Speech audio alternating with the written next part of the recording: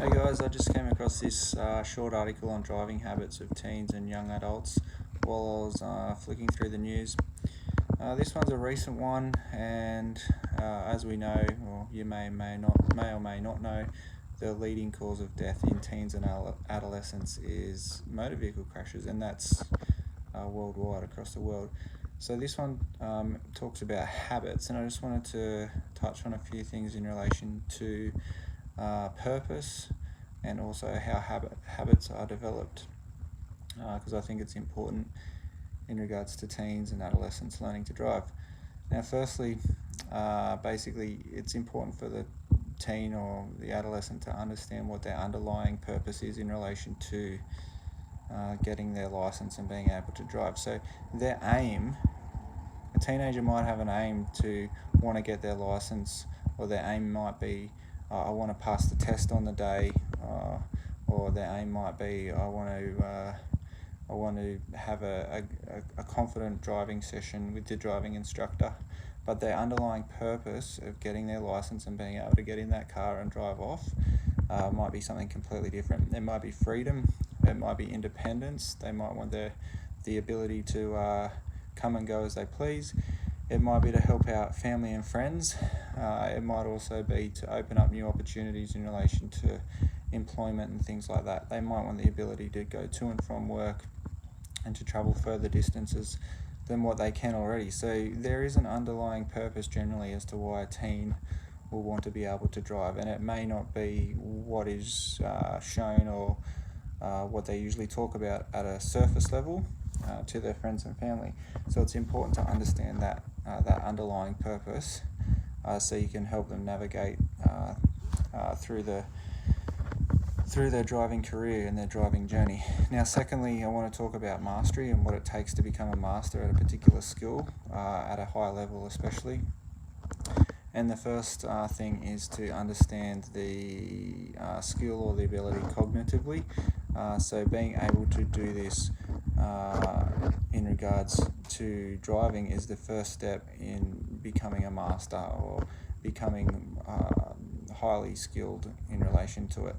Once you've understood it cognitively, from that sort of viewpoint, you're able to understand it or look into it emotionally and how it affects you emotionally.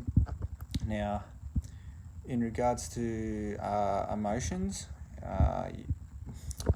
driving's going to either push or pull you towards pleasure, or push or pull you towards pain, depending on the experience or the circumstances or the situation in which you're in when you're driving.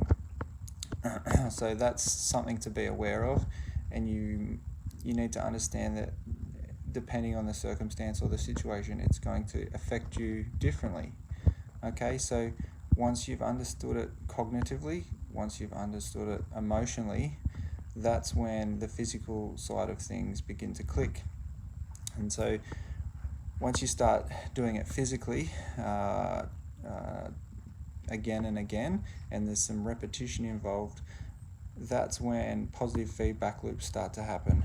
Because once we do something and we start doing it over and over again, we start getting basically the adolescent brain is so sensitive to rewards and pleasure that positive feedback loops can develop and occur, in which once we do something, we get a little dopamine kick, or we feel a sense of achievement, and then we want to do the same thing again.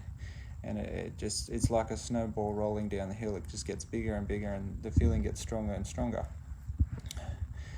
And this is especially true for the case in adolescence, while that part of the brain is still maturing and developing. So by doing it over and over again and being disciplined in regards to it, this is how a habit forms. Okay, and so once we have a habit, it becomes what people call, or you hear the saying, second nature, and that's what that means. Once it becomes a habit, this is where our character changes, and we have shifts in our identity, or transformations in our identity. And basically, this is what we want to achieve. We want to go from being an adolescent who's never stepped in a car or had no experience in relation to driving or thinking behind the wheel. We want to transform that identity or that character into a safe and confident driver who's able to handle a various number of situations and circumstances they may find themselves in. So I hope you enjoyed the video. Any questions, let me know below. See ya.